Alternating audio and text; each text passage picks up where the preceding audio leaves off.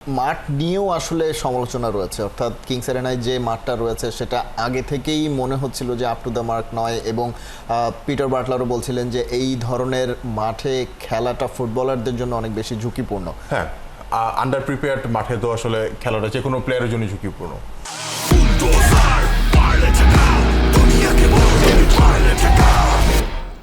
যেমন উদাহরণ আমি দিতে পারি, এক্সাক্ট ডেটটা ভুলে গেছি, বাট লাস্ট একটা ফেডারেশন কাপে কিন্তু আমরা কমলাপুরের মাঠে ফেডারেশন কাপের ম্যাচ হওয়াতে কিন্তু আমরা দেখছি যে প্লেয়ারদের এসিএলও ছিঁড়ে যাচ্ছে।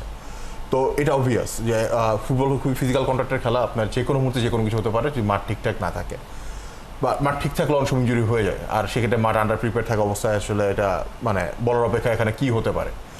এখন ফ্যাক্টটা হচ্ছে মেইনলি আপনি যে এই ধরনের পিচে যে খেলতেছেন, মানে ওরা কিন্তু 2 বছর ধরেই বলছে যে আমাদের পিচটা পরিবর্তন করা দরকার।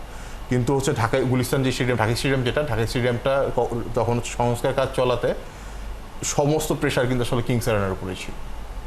ওখানে কিন্তু আপনি মানে কোনো সংস্কার কাজ করা সম্ভব হয় না ওদের পক্ষে। প্লাস আমি একটা পিচ রেডি করতে বিশাল সময় লাগে, 6 মাস মিনিমাম লাগে।